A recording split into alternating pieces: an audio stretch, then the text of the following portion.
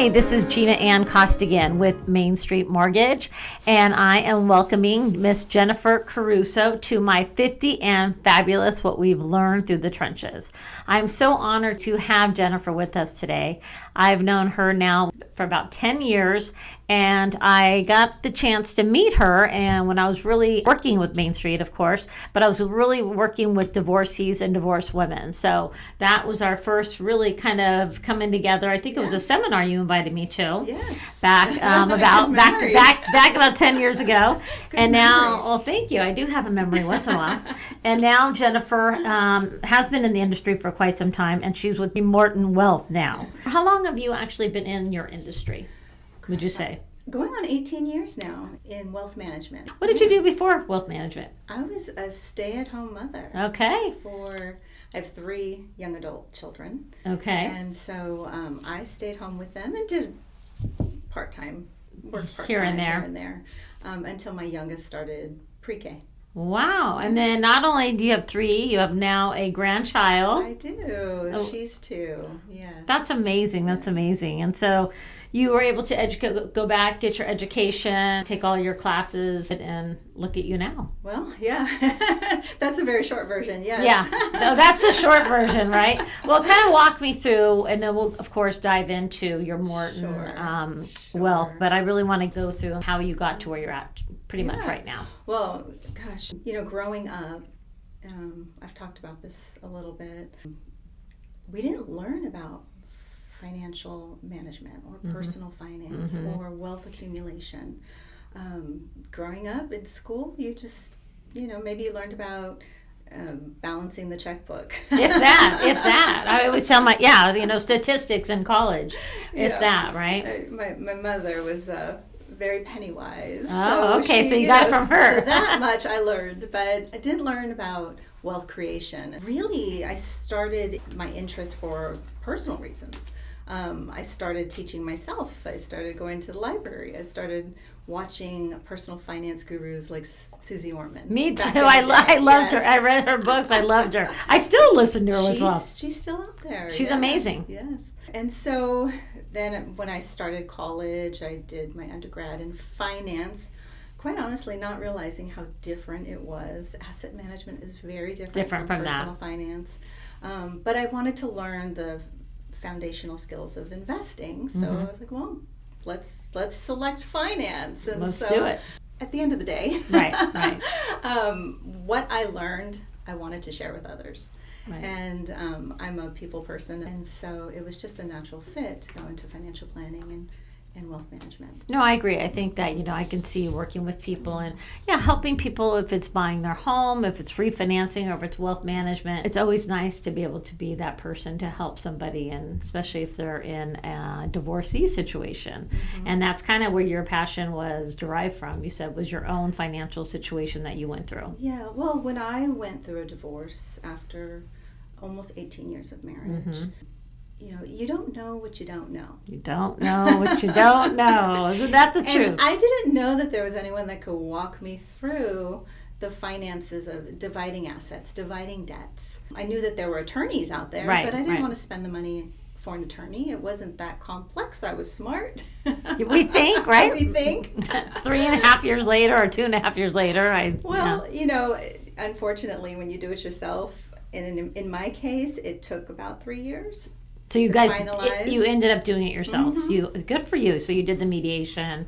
You did it yourself. No, I didn't even go through mediation. I did it myself. We did it ourselves. Wow. And so you saved yourself a lot of money. That's impressive. But there was some mistakes that were made along the way. And nobody divorces and thinks they got a fair deal, right? Right. I always say that a good negotiation, both people feel like they gave up a little They gave up much. something. Yeah. And then money can be also the root of all evil. And you discover that too along the way sometimes. Yeah, well, it's used as leverage, right? Right. People use money as leverage Power to get what leverage. they want. Yeah. And both parties. Yeah, for sure. There's no innocent, right? No. Divorce is hard. After my divorce was finalized, I found out that there is a profession out there, a designation called the Certified Divorce Financial Analyst, who can actually help you do the numbers and help you divide and help you model and do some planning around your future. Oh, wow. Okay. And that's really what attracted me to it. It's like, okay, well, I've made some mistakes along the way, but maybe I can help other people avoid some of those mistakes. Yeah. So it's not just the Disamaster.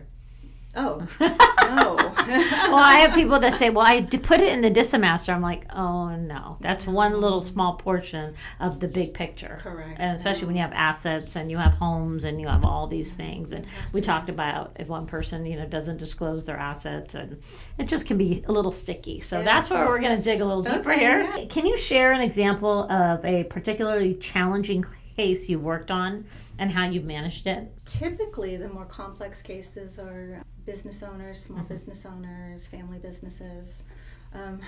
Similar to a divorce between two people where emotions tied up into a home. Business owners, the emotions are tied up into their business. They've spent so much time and energy and money and building their business, and so usually those are more complex cases because not only the emotions, but there's valuations involved. The business needs to be valued properly and projections. And so those would probably be some of the more complex cases where I would actually get some professionals involved at that point and, find out what is the true value of the business. Unfortunately, many people don't really know the true value of their business, or they feel that it's a certain number, and maybe it is, maybe it's not. And sometimes if they don't want to hear if it's not, that's for sure. Yeah, so you have to get an accounting of the business before you can divide assets. Right. So those tend to be a little bit more challenging. And those would need attorneys. Right. Sometimes forensic accountants, and certainly business professionals to help with valuations. Yes. What are some common financial mistakes people make during a divorce, and how do you avoid these pitfalls? So you can just put my name on top of that one. So if I know now what I knew then, I can have 4 condos, not one, and like I said, 1.5. The first decision that needs to be made is how the divorce proceedings will go. I mentioned I did the DIY method, right? Then there's mediation. So mediation typically is for a very or a more simple divorce. Right. It's a very straightforward. Simple is probably the wrong word. There's no simple, but more straightforward divorces. They're laying it all out. Just laying it all out. Everyone is transparent and fairly amicable. The next layer would be if there's anyone hiding anything, if there's just too much tension, then each party would need their own attorney and go through a traditional divorce. Yeah. Those would be the first decision that needs to be made, and I think people overlook that. Right. Sometimes they just go straight to the attorney route. And it's just so expensive. It's so expensive. And I was young and I did that. And looking back, there were so many things I would have changed on that. Yeah. What I spent on that, and what it came out of the equity of the home that I sold. And it just, And the other common pitfall is really the emotions tied to the family home. Yes. I get this a lot. I want to keep the house. Right. You get that the first thing. I'm keeping my home. I'm keeping my home. Yeah. And especially here in Southern California, when the homes are so expensive and mortgages are so expensive, the question really isn't, okay, am I going to keep the home? The question is, can I afford but make these payments? I was very transparent earlier when I did that, and then I said, oh my gosh, I have a $7,000 mortgage, and what did I just do? Correct. Yes. And so by using a CDFA professional, you can actually do some financial planning around that. Okay, if I keep my home and I get XYZ assets, what does this look like? What does it look like? Can I actually afford to live in this comfortably in my home? Right. You don't want to be eating Cheerios and have this big house. Right. And I see that too. Right. So it's very, very true. We talked about this a little bit earlier. What are some of the financial planning that individuals should be aware of when the divorce starts, or they're talking about it, or they come to you? What are some of those pitfalls? I think one of the biggest factors that we have to look at is what is your post-divorce tax situation going to look like? Are you going to be in the same tax bracket? Are you still going to be able to itemize? Are you going to have to use a standard deduction now versus, the marital deduction? So we need to look at what are your taxes going to look like next year and going forward. So that's also part of dividing assets. If we're dividing pre and post-tax assets, maybe a little more needs to be given on the pre-tax side to account for the taxes the increased tax bracket that you're going to be in. On both sides, both sides need to look at their tax ramifications going forward. And that was something too, going through this. I mean, I never knew, because when we got divorced, we had 2 small daughters. I was able to claim 1 daughter and he claimed 1 daughter. Right. And that to me just seemed so off. Like, this is like, these are our children. Now we're dividing, but the way it was explained to me and him, and it worked out into our advantage for later on in life. For one of my daughters in college, she was able to be on his taxes and it worked out. Yeah. And my other daughter was on mine, and I had to pay a little more. Being able to maintain that head of household. I was head of household, yeah. Deduction is so important. It was. And I was, given that just by my attorney being a great attorney. He was the one that explained that to me. That's an excellent example. Yeah. So I was happy about that part. Yeah. How do you balance risk and reward in your portfolio strategy? So the first question is, do I need income from my portfolio? If you do need income, we need to look at different income strategy. The allocation in your portfolio is very important. How much stock exposure do you need? How much fixed income exposure do you need that's going to provide the income? Are there other assets or investments that could complement the stock side? The bond side. At Morton Wealth, we use private investments, alternative investments, and those complement the portfolio and help reduce volatility. It's not a black and white answer. Right. It really just depends on, one, how much risk are you willing to take, and how much income do you need to live on. If you don't need to pull from the portfolio right now and you just want it to grow, then okay, maybe you can take a little bit more risk. Right. But if you need X amount each month, maybe you just need to take enough risk to support that. Yeah. So the answers are different for everyone, but allocation is very important. Is there a minimum that they need to have when they first see you? Yeah, so great question. Yeah. So there is a minimum for the traditional program. We have a traditional Morton Wealth program that most people, I think, are familiar with, the percentage under management, right? But we also have a wonderful program that we've just recently launched last year called Modern, for the high-earning working professional who is accumulating, may not have a lot of liquid assets. Most of their money's tied up in their 401k or their employer plan. Right. And so we have a flat fee program for them. Oh, okay. So they can get the financial planning, they can get the financial advice. We don't want anyone to be without solid, good advice. It's so important to have that, and have someone that's just calling you, hey, by the way, because I get so busy and I forget, and it's like someone that just takes the time, and Absolutely. That's part of their job, and I understand that, but some do it well and some maybe not so well, but somebody that's looking out for you. You always need that. And we want to help the individual. Always. We want to help the families. Right. And so, yeah. We have programs to meet everyone's needs. Well, that's good to know. Now I know that as well, so I can share that. Can you share an example of a successful portfolio strategy you designed for a client? Again, goes back to portfolio allocation. There are some clients who are ultra conservative, and so they might have more fixed income, more private investments, private lending, diversified lending, maybe some private equity.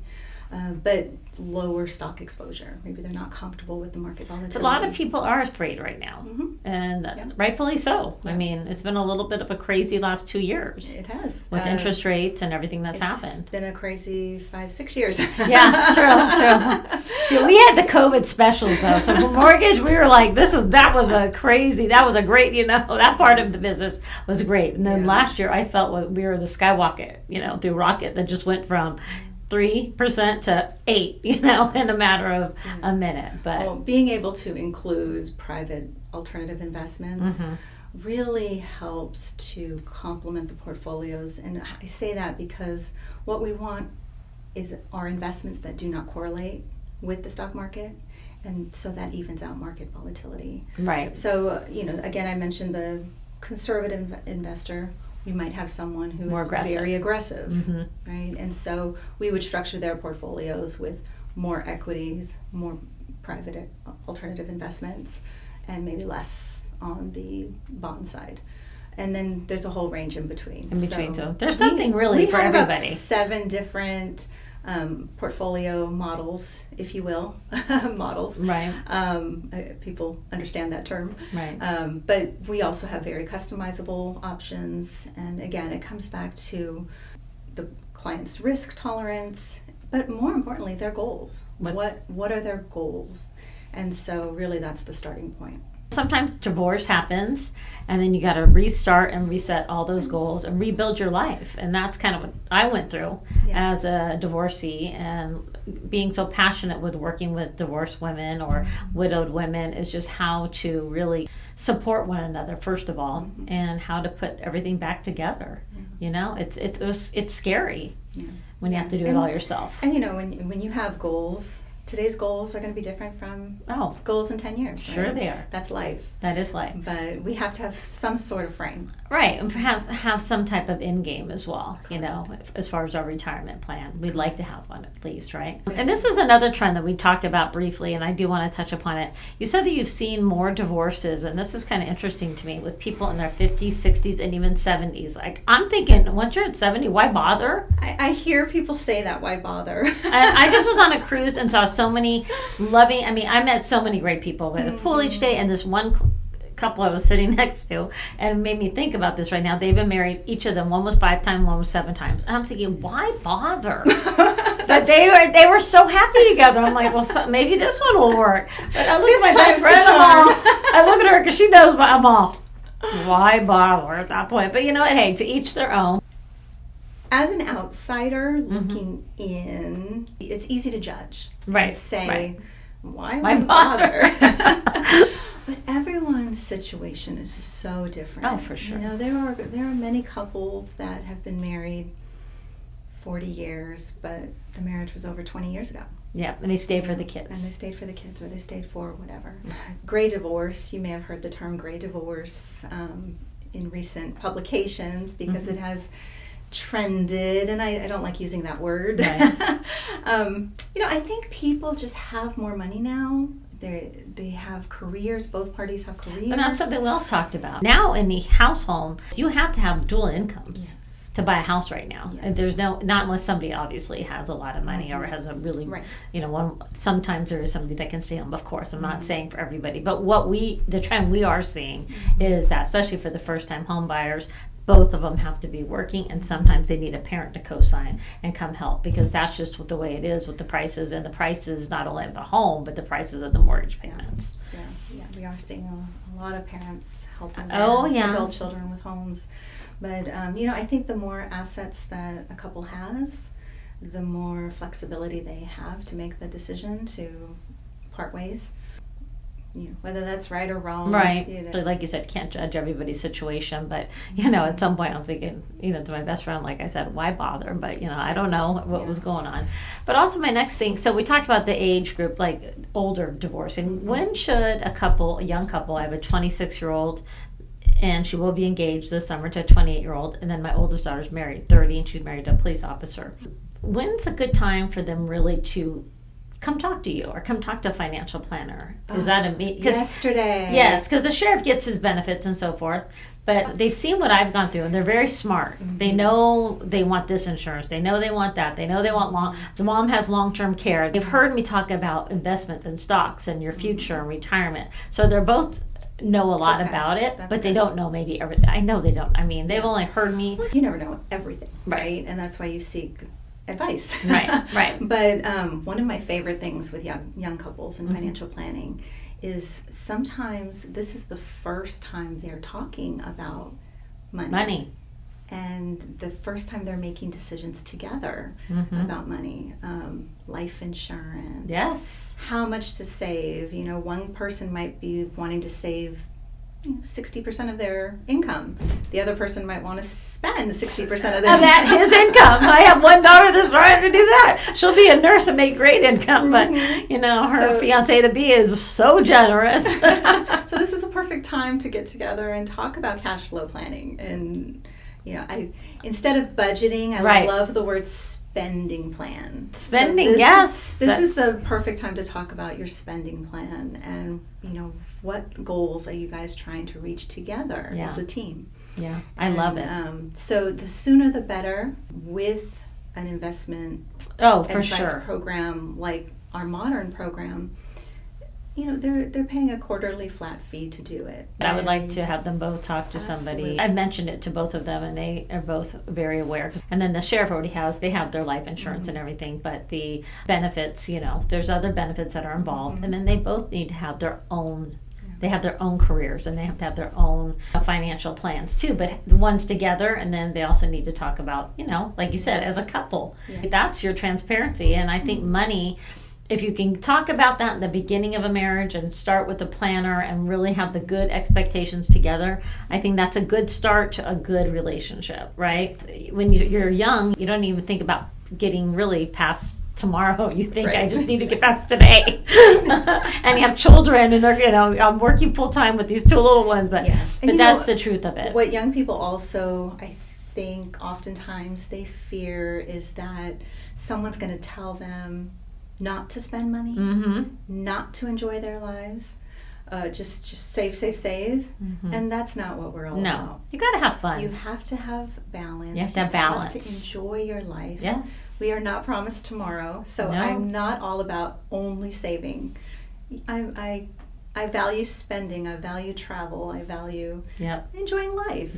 But you also have to think about tomorrow. Yeah, that's a good saying. You work hard, you play hard. And I feel the same way. I think I work hard. I loved my travel. I love my vacations when I don't have them. I'm not a very happy person around here sometimes. And I came back so refreshed from this one, and I know that I needed it. I knew before, I knew I was just you get so stressed. And it's no, you got to take that time. Yeah, a life without balance is not It's not fun. a life. It's not fun. It's not fun. It's very stressful. It's very stressful. We have enough stress in this. In what you're doing on top of just being stressed from not taking your proper breaks, right? Take care of yourself.